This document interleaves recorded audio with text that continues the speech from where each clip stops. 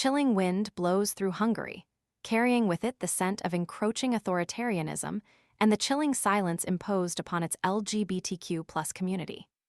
A recent visit by a delegation of 5 EU members of the European Parliament, MEPs, has painted a stark and deeply concerning picture, revealing a nation hurtling in the wrong direction, away from the tenets of democracy and human rights. Their findings unveil a country grappling not just with restrictive legislation, but a pervasive atmosphere of hostility directed squarely at its LGBTQ citizens. The MEP's visit coincided with the passage of a deeply troubling constitutional amendment, effectively weaponizing the law against LGBTQ events. This amendment serves as the chilling culmination of a legislative assault that began in March with a law banning pride marches. This isn't merely a restriction on assembly. It's a calculated attempt to silence dissent, to erase a vital segment of Hungarian society from the public sphere. The government's deployment of facial recognition technology to track and fine attendees further underscores this chillingly authoritarian approach.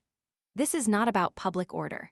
It's about control, intimidation, and the systematic suppression of a minority group.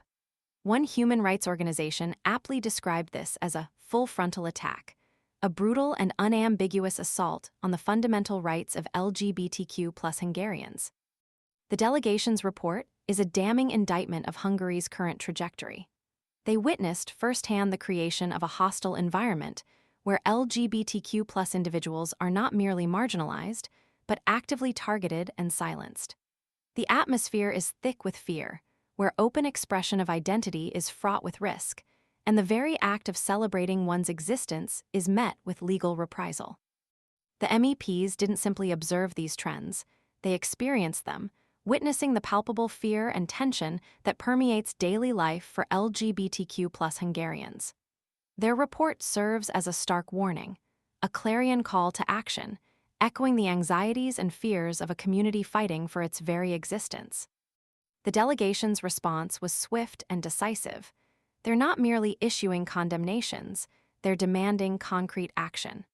Their urgent call to the European Commission, the guardian of EU law, is a plea for intervention, a demand that the European Court of Justice suspend the draconian legislation immediately. This isn't about interfering in Hungary's internal affairs. It's about upholding the fundamental principles of human rights and democratic values that underpin the very fabric of the European Union. The suspension is a necessary step to halt the erosion of these principles, a critical measure to prevent further damage to the LGBTQ community, and a crucial signal that such blatant violations of fundamental rights will not be tolerated. The situation is further complicated by the broader political context. The inclusion of anti-LGBTQ on the U.S. sanctions list in January for alleged corruption adds another layer of complexity to the already precarious situation. While the Hungarian government's initial response hinted at a challenge once Donald Trump assumed office, the subsequent release of a Trump administration report highlighting concerns about corruption in Hungary's public procurement system created an awkward diplomatic situation. Hungarian Foreign Minister Péter Szijjártó's attempt to deflect criticism by claiming the report was influenced by the previous U.S. ambassador, David Pressman, a known critic of the government's policies, only underscores the government's increasingly strained relations with international bodies and its own efforts to suppress dissenting voices. This isn't simply about LGBTQ rights, it's about the very soul of democracy in Hungary. The government's actions represent a systematic dismantling of democratic norms and institutions, a gradual erosion of the checks and balances necessary for a free and open society. The silencing of the LGBTQ community is but one facet of a larger, more insidious trend. The suppression of dissent, the curtailment of freedom of speech, and the consolidation of power in the hands of a few.